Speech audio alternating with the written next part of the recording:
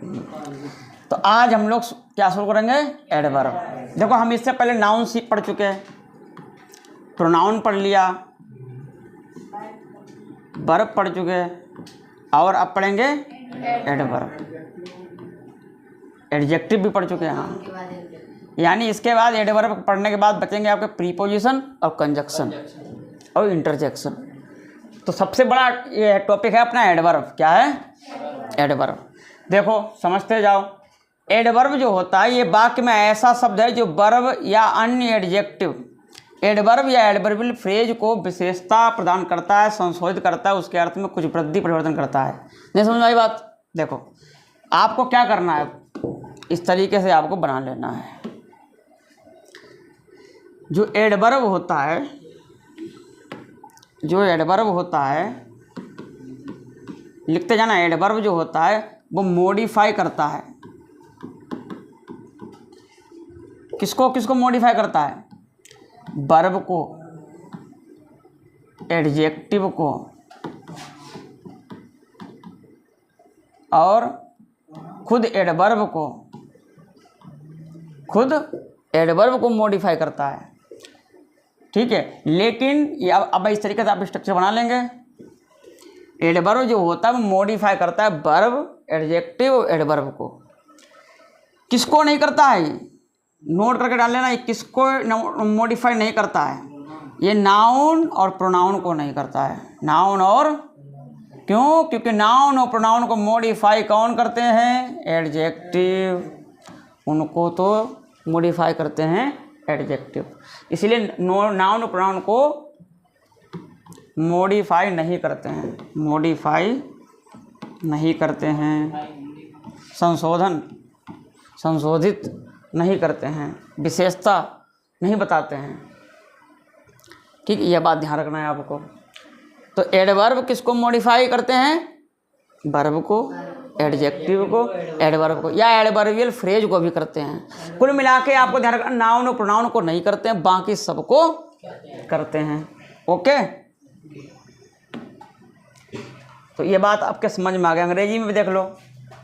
N adverb is that word in a sentence which modify the meaning of verb. देखो, meaning of adjective या another adverb या adverbial phrase को modify करता है।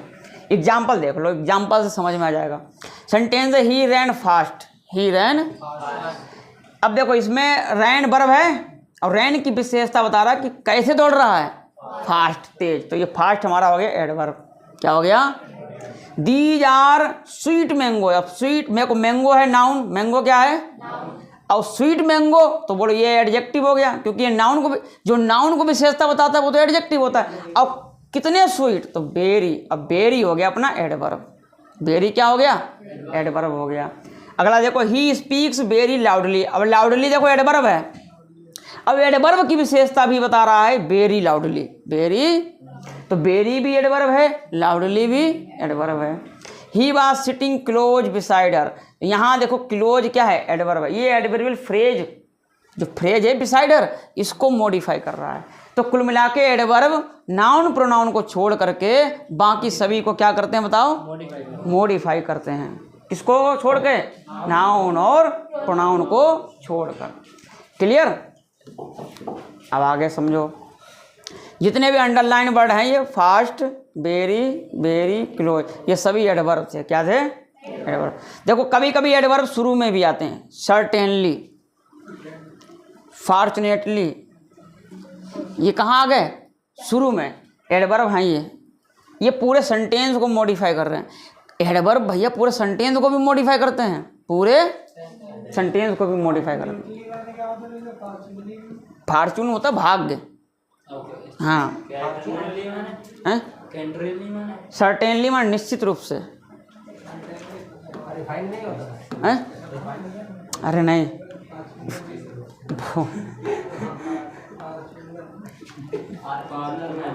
अब आ जाइए आगे, आगे समझो। Kinds of adverb, kinds of adverb के प्रकार। एडवर्ब के प्रकार की बात करें तो एडवर्ब्स को सामान्यतः 3 भागों में वर्गीकृत किया गया है। कितने भागों में? 3 भागों में एडवर्ब को वर्गीकृत किया गया है। कितने भागों में बांटा गया है? 3 भागों में। देखो सिंपल, कुछ सिंपल एडवर्ब होते हैं, कुछ रिलेटिव एडवर्ब होते हैं, कुछ इंटरोगेटिव एडवर्ब होते हैं। तो 3 प्रकार से एडवर्ब को बांटा गया। ये आप लिख लो और क्या देख रहे हो इधर, जो लिखने वाली चीज़ हो वो तुरंत बनाया करो, अपने आप समझ जाया करो। 3 प्रकार से सिंपल, रिलेटिव और इंटरोगेटिव, 3 प्रकार के एडवर्ब होते हैं। अब एक एक चीज़ को समझते जाओ। सिंपल एडवर्ब, ये वाक्य में प्रयुक्त कुछ शब्द जैसे verb, adverb, adjective, adverb, phrase को संशोधित करते हैं। रिलेटिव एडवर्ब ये रिलेशन बताते हैं। इंटरोगेटिव ये प्रश्न पूछने का काम करते हैं। ये कोई लिखने वाली चीज़ नहीं है, केवल इसे बनाओ, सिंपल, रिलेटिव और इंटरोगेटिव, बस। तो 3 प्रकार के एडवर्ब हो गए। कितने प्रकार के? 3 प्रकार के। अब हम बात करेंगे 1 बाय 1। सिंपल एडवर्ब, कौन से एडवर्ब? Simple adverb. देखो ये कई प्रकार हैं। पहला है adverb of time. Adverb of, कुछ एडवर्ब होते हैं जो टाइम के बारे में बताते हैं। किसके बारे में? देखो जैसे डेली, सिंस, यस्टरडे, सून, टुमारो, यस्टरडे, ये सब एडवर्ब ऑफ टाइम होते हैं। एडवर्ब ऑफ टाइम जो होते हैं वो किसका उत्तर देते हैं पता है? व्हेन, कब। किसका उत्तर देते हैं? कब का। देखो जैसे हम कहें वह आया, सेंटेंस है वह आया, वह आया। अब हम कह दें कब आया, हम कह दें कब आया, तो आप क्या उत्तर दोगे? हम कहेंगे कल आया, रोज आया, हम कल आएगा या आया, मतलब हम ये समय कब का उत्तर जो देते हैं, जल्दी आएगा, देर में आएगा, ठीक है। तो ये सब जो कब का उत्तर देते हैं यानी वेन का उत्तर देते हैं वो एडवर्ब ऑफ टाइम कहलाते हैं। क्या कहलाते हैं? Adverb of time. Clear? Adverb of time क्या होते हैं? जो कब का उत्तर देते हैं। अगला है बोलो adverb of place. Adverb of place मतलब स्थान बताने वाले एडवर्ब, जैसे here, there, everywhere, in, away, up. अब इसी में देखो हम वही सेंटेंस तुम्हें देते हैं। जैसे हम कहते हैं वह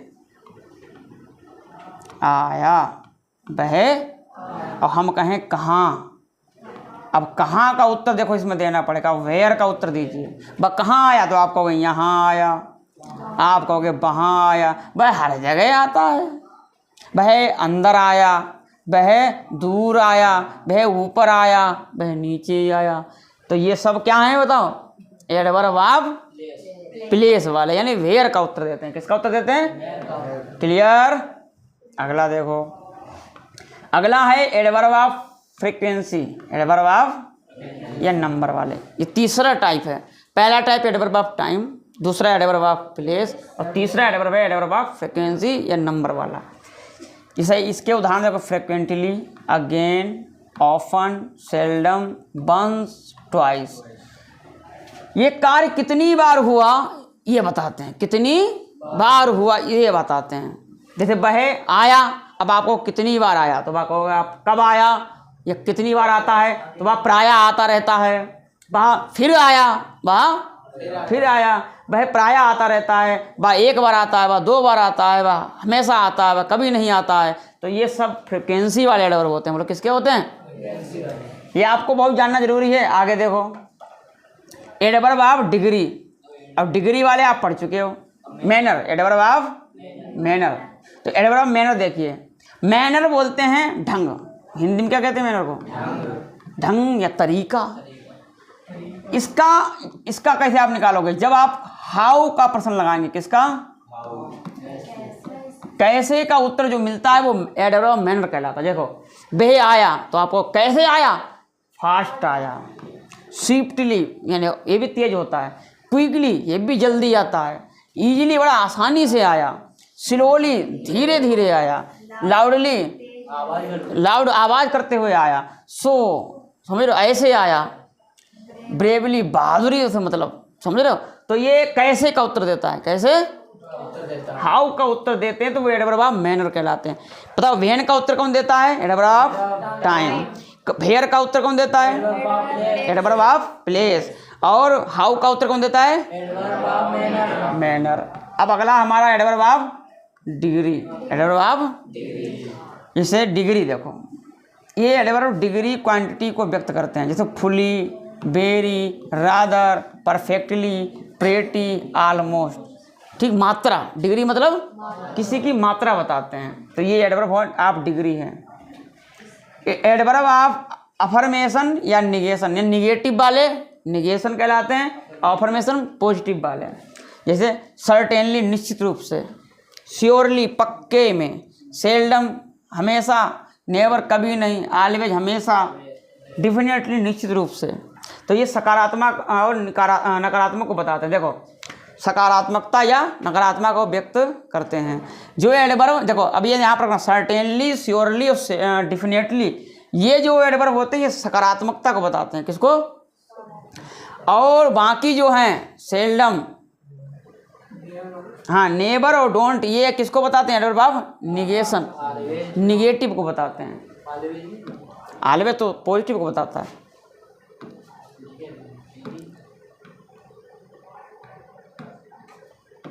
आगे देखो, एडवर्ब ऑफ रीजन, ये आपके एडवर्ब बहुत काम में आएंगे, पता क्यों? क्योंकि आगे आप चैप्टर पढ़ेंगे सिंथेसिस। कौन सा पढ़ेंगे? तो सिंथेसिस में जब आप कॉम्प्लेक्स पढ़ रहे होंगे तब ये काम में आएंगे आपके बहुत। तो adverb of reason, adverb of reason वाले देखो, एडवर्ब ऑफ रीजन, रीजन का मतलब कारण। अब कारण हमेशा हम लगाते हैं, हम पूछते कैसे हैं, बोलो क्यों? क्यों क्यों देर में आए, मतलब हम पूछ रहे हैं कारण भाई। तो भाई का जो उत्तर देते हैं वो होते हैं एडवर्ब ऑफ रीजन, जैसे देयर फॉर, अतः, हेंस भी अतः होता है, ऑन अकाउंट ऑफ, के कारण। तो ये कैसे होते हैं? एडवर्ब ऑफ रीजन होते हैं। ये कार्य के कारण को व्यक्त करते हैं। किसको? एडवर्ब ऑफ कंट्रास्ट, कंट्रास्ट कहते हैं विरोध। कंट्रास्ट किसे कहते हैं? तो हाउएवर और एल्दो या थो मिल जाए आपको तो समझ लेना एडवर्ब ऑफ कंट्रास्ट है। कौन सा है? फिर है एडवर्ब ऑफ कंडीशन, शर्त वाले, एडवर्ब ऑफ शर्त वाले। शर्त वाले बोलो हैड, इफ। कभी कभी जब किसी बात में आपने देखे होंगे जिसमें हैड शुरू में आता है, हैड कहाँ आता है, तो समझ लेना वो शर्त बता रहा है। क्या बता रहा है? अब इफ तो आप जानते हैं सभी लोग कि इफ जो है वो क्या होता है? शर्त वाला होता है। ये वाक्य में शर्त की उपस्थिति को व्यक्त करते हैं। Adverb of extent, adverb of extent, so far, till now, ये वाक्य में कार्य की हद, एक्सटेंड माने हद, यानी हद वाले एडवर्ब व्यक्त करते हैं। कौन सा एडवर्ब वाक्य में किस तरह का कार्य संपन्न करता है उसी के अनुसार उसका नामकरण किया जाता है। कार्य के रूप एवं कार्य की स्थिति के अनुसार ये बताया जा सकता है कि एडवर्ब कौन सा है। यानी हमने इस तरीके से सब एडवर्ब पढ़े और हम बता सकते हैं कौन सा एडवर्ब किस तरीके से कहाँ कैसा आएगा। ये आपने एक क्या बना लिया अपने माइंड में? एक संरचना बना ली, स्ट्रक्चर बना लिया, कितने प्रकार के एडवर्ब होते हैं। क्लियर? अब देखो यहाँ से हमने ये सिंपल एडवर्ब पढ़े। कौन से पढ़े? ये सारे एडवर्ब कौन से थे? Simple. Adverb of time, adverb of place, adverb of manner, adverb of degree, adverb of contrast, adverb of reason, relation, adverb of degree, number, frequency वाले, हाँ फ्रिक्वेंट वाले, हाँ ये वाले। अब आ जाओ रिलेटिव एडवर्ब। रिलेटिव एडवर्ब क्या होते हैं? देखो ये बहुत ध्यान से पढ़ना।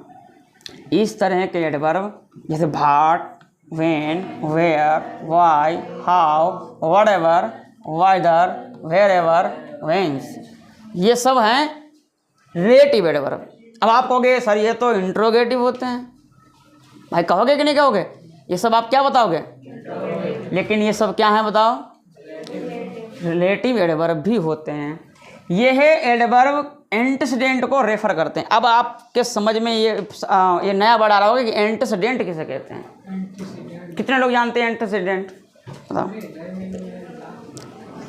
अभी हम बताएंगे एंटीसीडेंट। देखो ये एंटीसीडेंट के साथ संबंध व्यक्त करते हैं। इंटेरोगेटिव और रिलेटिव एडवर्ब का अंतर यही बताता कौन? एंटीसीडेंट।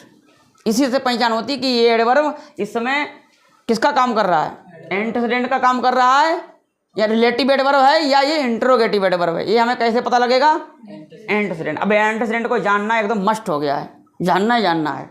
तो आओ, यदि वाक्य में एंटीसीडेंट नहीं है तो एडवर्ब एक रिलेटिव एडवर्ब नहीं है। देखा? अगर वाक्य में एंटीसीडेंट नहीं है तो समझ लेना वो रिलेटिव एडवर्ब भी, और रिलेटिव एडवर्ब का प्रयोग कम्प्लेक्स सेंटेंस में बहुत ज़्यादा होता है। आपको आगे भी ये पढ़ना पड़ेगा। ये इंटरोगेटिव एडवर्ब हो सकता है। फिर अगर एंटीसीडेंट नहीं है तो वो एडवर्ब, वो कौन सा एडवर्ब होगा? Interrogative adverb. आओ देखो, I know where she lives, I know where she lives, I understand the point what you say, I remember the house where he lived, I forget the time when Puja express arrives. अब देखो, relative antecedent किसे कहते हैं? Antecedent किसे कहते हैं? जैसे अभी आपने कभी पढ़ा होगा राम, हु, जो राम, जो, ये आपको the boy who, the boy, जो लड़का, जो, तो ये आपको ये मिल रहा है ना, ये पहले आ रहा है, ये एंटीसीडेंट ही होता है। यानी जिसके लिए आया है, जिसके पास आता है, वही एंटीसीडेंट कहलाता है। देखो, आई नो, मैं जानता हूँ, वेयर सी लिव्स, बा कहाँ रहती है, वे कहाँ रहती है। अब यहाँ पे कहाँ नहीं आएगा, जहाँ, मैं जानता हूँ जहाँ वह, हिंदी पहली बार यहाँ चेंज हो जाएगी, जहाँ, एक पहचान हिंदी से भी है। आई अंडरस्टैंड द पॉइंट, मैं उस पॉइंट को समझ रहा हूँ। व्हाट यू से, जो तुम कह रहे हो, जो तुम कह रहे हो, मैं उस पॉइंट को समझ पा रहा हूँ। तो देखो, ये पॉइंट जो आया, पॉइंट, यही है इसका antecedent. I remember the house where, मैं घर याद रखता हूँ जहाँ ही लिव्ड, वह रहता था। तो ये देखो वेयर आया, ये द हाउस ही एंटीसीडेंट है। आई फॉरगेट द टाइम, मैं समय भूल जाता हूँ। व्हेन पूजा एक्सप्रेस अराइव, जब पूजा एक्सप्रेस आती है। समझ गए? तो ये टाइम क्या है बोलो? एंटीसीडेंट किसका? व्हेन का। और पहली बात हम आपको एक बात बता चुके, समय के लिए किसका प्रयोग करते हैं बोलो? व्हेन का। अभी देखो, स्थान के लिए देखो, हाउस आया तो क्या आया बोलो? वेयर आया। तो वहाँ से भी आप सीख सकते हो। तो ये सब आपने देखो देखे, ये सब क्या थे बोलो? What, when, where, why, how, ये सब क्या है बोलो? रिलेटिव एडवर्ब होते हैं। तो रिलेटिव एडवर्ब समझ में आया नहीं आया? ठीक। अगला एडवर्ब एक और बचा, इंटरोगेटिव एडवर्ब। कौन सा? देखो, ये एडवर्ब प्रश्न करने हेतु प्रयुक्त होते हैं। किसके लिए? अब वही सब फिर आ गए, when, how, what, where, how much, how long, how many. समझ गए? अब देखो, what is your name, where are you going, when did he come, how are you. क्या ये आपको यहाँ कहीं एंटीसीडेंट दिख रहा है? बताओ, कोई आपको इस वाक्य में एंटीसीडेंट दिख रहा है? अगर ये एंटीसीडेंट नहीं है तो समझ लेना वह रिलेटिव एडवर्ब भी नहीं हो सकता है। क्या होगा बोलो? इंट्रोगेटिव। क्या होगा? ठीक। तो ये सभी शब्द कैसे बोलो? इंट्रोगेटिव एडवर्ब हैं। अच्छा, इसमें एक और चीज आपको, यस या नो एडवर्ब। यस या, जो एडवर्ब यस या नो के रूप में पूरे वाक्य को ही स्पष्ट करते हैं, यस या नो एडवर्ब कहलाते हैं। जैसे डू यू नो मी, क्या तुम मुझे जानते हो? यस। तो यस जो है, ये भी एक एडवर्ब है। हैव यू प्लेड, क्या तुमने खेला है? नो। ठीक। तो यस या नो द्वारा दिया गया आंसर पूरे वाक्य को व्यक्त करता है। ये यस या नो एडवर्ब कहलाते हैं। ये भी एडवर्ब कहलाते हैं भाई। ठीक। अब हमने तीनों प्रकार के एडवर्ब पढ़ लिए। अब इन तीनों में एक बार अंतर देख लेते हैं। एक बार इन तीनों में क्या देख लेते हैं? अंतर देख लेते हैं। Relative, simple, relative, interrogative adverb. देखो समझो, ध्यान से पढ़ना। सिंपल एडवर्ब वाले वाक्य सिंपल सेंटेंस होते हैं। सिंपल एडवर्ब वाले वाक्य क्या होते हैं? जबकि रिलेटिव एडवर्ब वाले वाक्य कॉम्प्लेक्स सेंटेंस होते हैं। कैसे होते हैं? ध्यान रखना, रिलेटिव एडवर्ब वाले वाक्य क्या होते हैं? आगे आप पढ़ोगे सिंपल, कंपाउंड और कॉम्प्लेक्स। तो ध्यान रखना, जिनमें सिंपल एडवर्ब जो यूज होते हैं पहले वाले, वो सब किस में यूज होते हैं? सिंपल सेंटेंस में। और रिलेटिव एडवर्ब जिसमें यूज होते हैं वो होते हैं कॉम्प्लेक्स। सिंपल एडवर्ब का प्रयोग वाक्य के शुरू में। अब देखो यहाँ पर दो बातें। एक तो बात हमने कमी निकाल ली, कौन सी? कि सिंपल एडवर्ब का प्रयोग कहाँ होता है? सिंपल सेंटेंस में। रिलेटिव एडवर्ब का प्रयोग कहाँ होता है? कॉम्प्लेक्स सेंटेंस में। दो बातें हमने सीखी। एक बात उसी को, सिंपल एडवर्ब का प्रयोग वाक्य के शुरू में, मध्य में, अंत में, कहीं भी हो सकता है। सिंपल एडवर्ब का प्रयोग वाक्य में कहीं भी हो सकता है, लेकिन रिलेटिव एडवर्ब का प्रयोग वाक्य के मध्य में, वो भी एंटीसीडेंट के आ गया, एंटीसीडेंट के बाद ही प्रयोग होता है। और इंट्रोगेटिव एडवर्ब जानते ही वाक्य के शुरू में प्रयुक्त होता है। तो तीनों बातें समझ में आई नहीं आई? तीनों बातें समझ में आई कि नहीं? तीनों में अंतर देखो। पहले हमने पहले पढ़ा सिंपल, कौन सा? सिंपल एडवर्ब बताओ कहाँ आता है? एक तो सिंपल सेंटेंस किस में आएगा बोलो? सिंपल सेंटेंस में यूज होगा। दूसरी बात ये वाक्य में एनीवेयर, इसकी पोजीशन बताओ कहाँ होगी?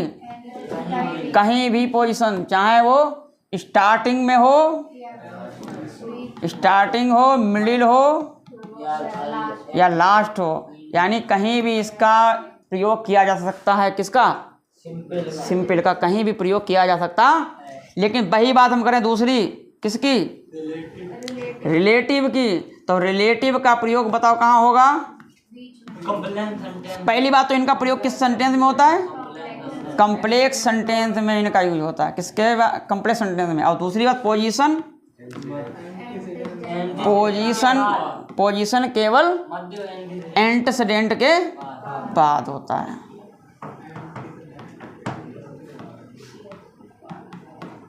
क्लियर? किसके बाद होगा बोलो? एंटीसीडेंट के बाद। बहुत बढ़िया, वापस आ जाओ के।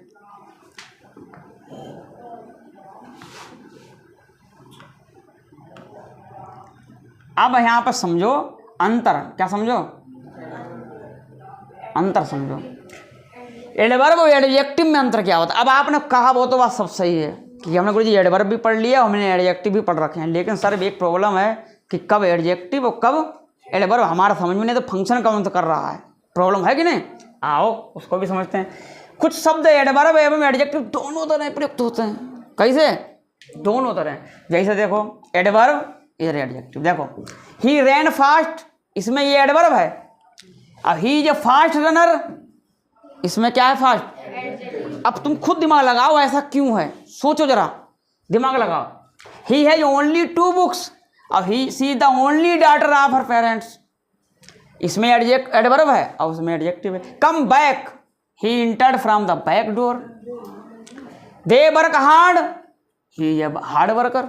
नाउन को हाँ भाई, एडजेक्टिव का मतलब बोलो क्या? मॉडिफाई टू नाउन को मॉडिफाई कर रहा हूं। यहाँ पर देखो fast runner, fast only daughter, back door, hard worker. लेकिन यहाँ पर क्रिया को बता रहा, देखो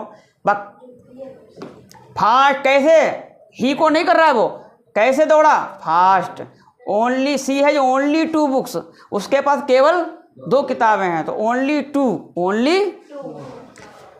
आओ बाबू, कैसे? बैक, वापस आओ, यानी पीछे आओ। तो यहाँ पर किसको बता रहा है? वर्ब को। और दे वर्क, वो कैसे काम करते हैं? हार्ड।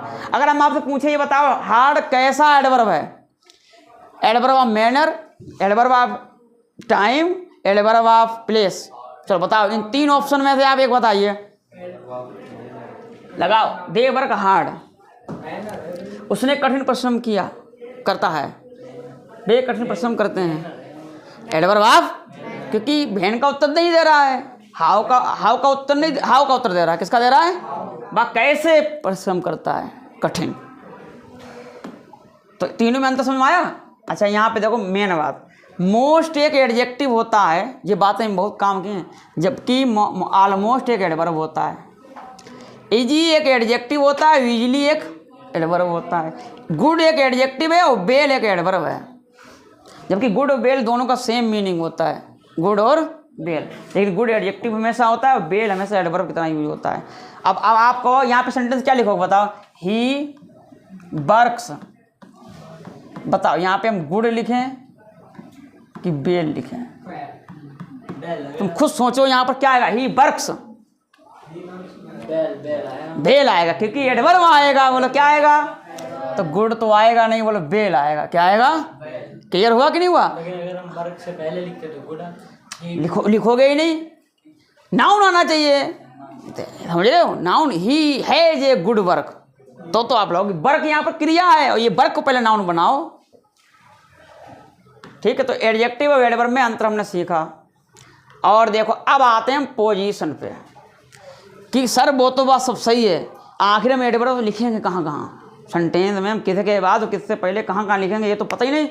तो ये भी आ जाओ समझ लो। एडवर्ब का प्रयोग वाक्य में किस जगह किया जाए, ये एक महत्वपूर्ण बिंदु है कि नहीं? बताओ। एडवर्ब को गलत जगह लगाने पर वाक्य का अर्थ ही परिवर्तित हो जाता है। अगर एडवर्ब सही जगह नहीं लगा तो अनर्थ हो जाएगा। क्या हो जाएगा? देखो, only she can speak, only she can. अब इसकी हिंदी देखो, केवल वह बोल सकती है, केवल ओनली सी कैन स्पीक, केवल वह बोल सकती है, मतलब और कोई नहीं बोल सकता, केवल वही, मंच पर केवल वही बोल सकती है। समझ में आया नहीं आया? केवल वह, जोर देखो दे दिया। अब देखो इस सेंटेंस को देखो, वर्ड वही रहेंगे, सी कैन ओनली स्पीक, वह केवल बोल सकती है। इसका मतलब समझ में आया? वह केवल बोल सकती है। और पहले क्या था? वह केवल वही बोल सकती है, यानी बहुत लोग थे उसमें केवल वही बोल सकती है। अब मामला उसके अंदर वाली बात हो गई, वह केवल बोल ही सकती है। सेंटेंस का अर्थ चेंज हो गया। देखो, केवल अर्थ अलग अलग, ओनली देखो यहीं पर था, यहाँ पर आ गया, देखो change. She can speak only, she can, वहां केवल बोल सकती है, केवल। इसका मतलब क्या? अन्य कोई कार्य, जैसे घर का कोई काम आम नहीं, ये है देखो, आप देखो लेडीज घर में नहीं बोलती हैं, मम्मी बिटिया को मेरा डांटती रहती हैं, तुम्हें खाली बोलना आता है और कुछ नहीं करना आता है, वही मामला है। She can speak only, she can speak, हाँ बस, लड़ना आता है केवल। Adverb of manner. अब हम सबकी पोजीशन सीखेंगे। जैसे एडवर्ब ऑफ टाइम कहाँ आता है, एडवर्ब ऑफ मैनर कहाँ लिखा जाता है, एडवर्ब ऑफ डिग्री वाले कहाँ लिखा जाता है, इन सबको हम जानेंगे कहाँ कहाँ इनका यूज होता है। हाँ देखो, इनका प्रयोग कहाँ कहाँ होता है, ध्यान रखना। यहाँ पर बहुत बढ़िया सबसे मेन बात है, यहाँ पर स्लोली, क्विकली, केयरफुली, ईजिली, कामली, फास्ट, ये वाक्य में वर्ब के बाद लगाए जाते हैं। ये केवल हमने एग्जाम्पल दे दिए। सारे एडवर्ब ऑफ मैनर, सारे एडवर्ब ऑफ मैनर, नोट करने वाली बात है, सारे एडवर्ब ऑफ मैनर कहाँ आएंगे बोलो? वर्ब के बाद। स्ट्रक्चर क्या बनाओगे? Verb plus adverb of manner, ये आप स्ट्रक्चर बना लीजिए। बस खत्म कहानी। इसको बना के ऐसे करके अब एक सेंटेंस इनमें से कोई लिख लीजिए, verb plus adverb of manner, यानी वर्ब के बाद एडवर्ब ऑफ मैनर आता है। दूसरी बात, लेकिन यदि वाक्य में वर्ब का ऑब्जेक्ट भी आ जाए तो भैया ऑब्जेक्ट के बाद लिखा जाएगा। दूसरा नियम क्या होगा? वर्ब प्लस ऑब्जेक्ट, हाँ, plus adverb of manner, adverb of manner, plus adverb of manner.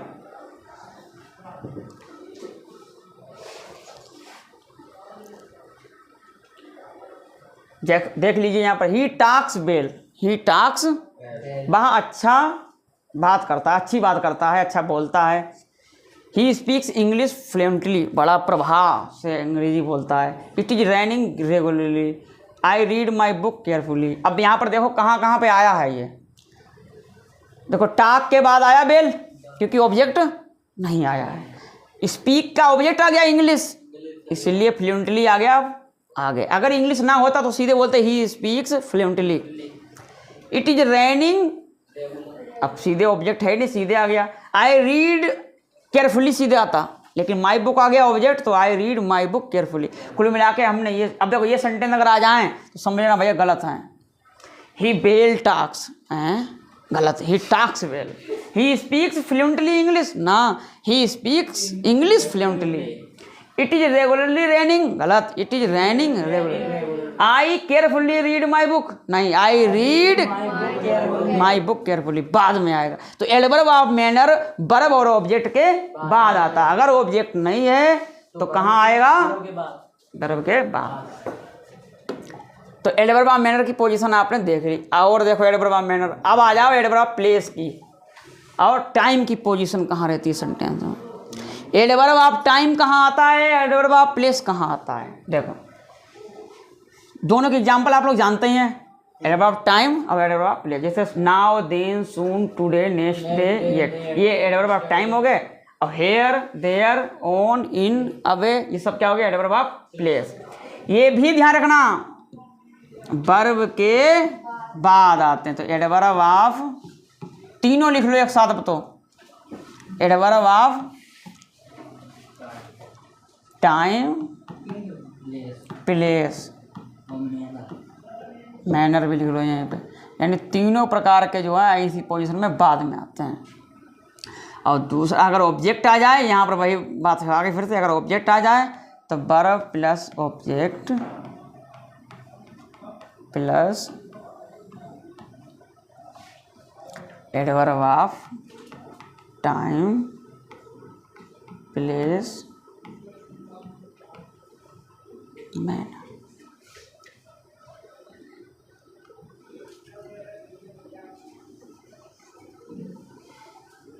इस तरीके से बना लीजिए तीनों प्रकार के यहाँ पर।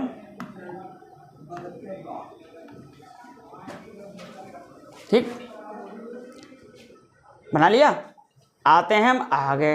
अब ये इसकी पोजीशन सबसे गजब की है, एडवर्ब ऑफ फ्रीक्वेंसी।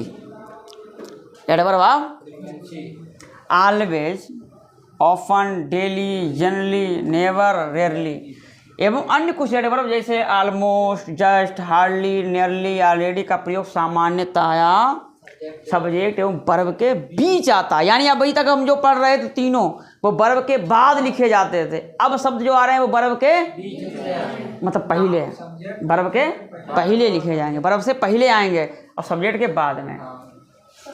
तो आप पहले तो एक रूल बनाइए। क्या एक रूल क्या बनाओगे भाई? एडवर्ब वर्ब रूल बनाइए, subject plus adverb of frequency.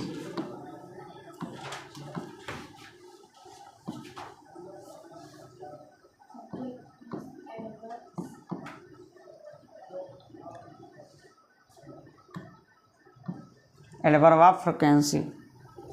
अब प्लस क्या आएगा? वर्ब।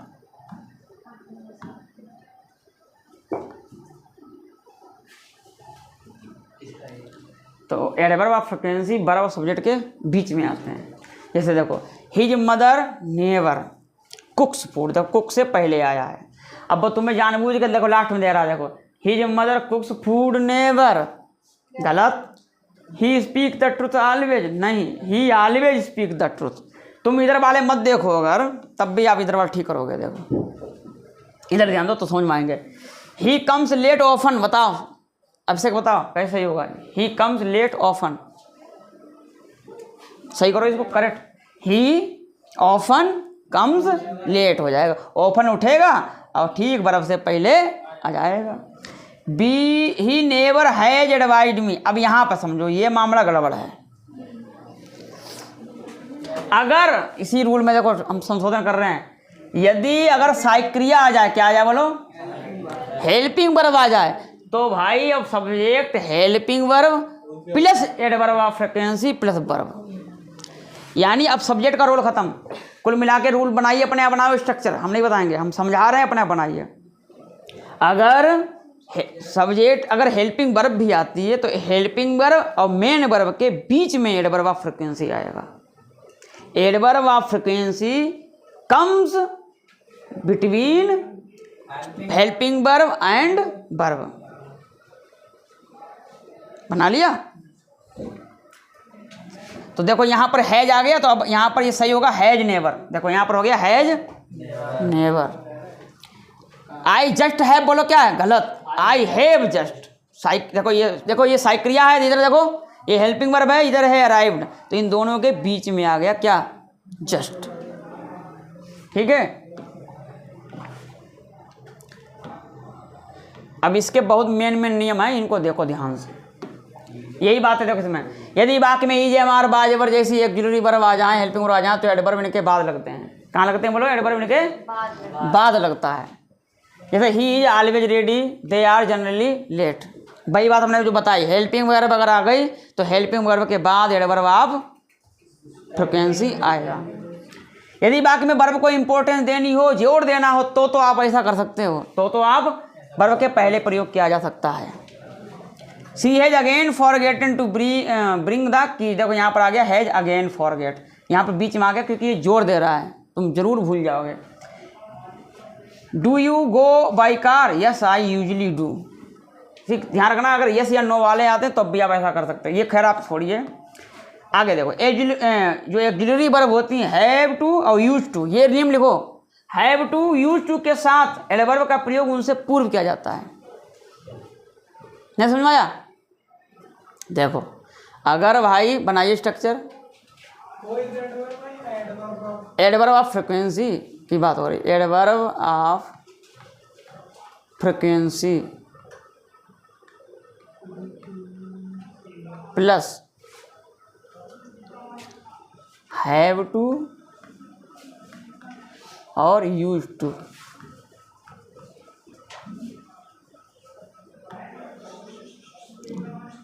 ये आप बना लीजिए। पहले आएगा। हाँ, एडवर्ब ऑफ फ्रिक्वेंसी पहले आएगा, हैव टू यूज टू के साथ, दो के साथ। वैसे हैज टू और जितनी मॉडल वर्ब होती हैं, साइड क्रियाएं होती हैं, उनके बाद आता है, लेकिन यूज टू हैव टू दो ऐसी हैं जिनसे पहले एडवर्ब ऑफ फ्रिक्वेंसी आ जाता है। यहाँ देख लो, he often have to, never has to और ऑलवेज यूज टू के पहले आ रहे हैं। कहाँ आ रहे हैं? पहले आएगा। एडवर्ब नॉट का प्रयोग हमेशा ऑक्सिलरी के बाद आता है। नॉट का प्रयोग नहीं मालूम तुम्हें? Is not, am not, do not, does not, did not, होता कि नहीं? Do, does, did, is, am, are, was, were, has, have, had, will, shall, should, would, can, could, may, might, must, are plus not, plus तो helping verb plus not हमेशा। देखो have not, will not, did not, do not, not हमेशा बाद में आता है। ये कुछ, ये तो बड़ी बात थोड़ा ना है। तो ये हमारे आज के इतना मटेरियल था,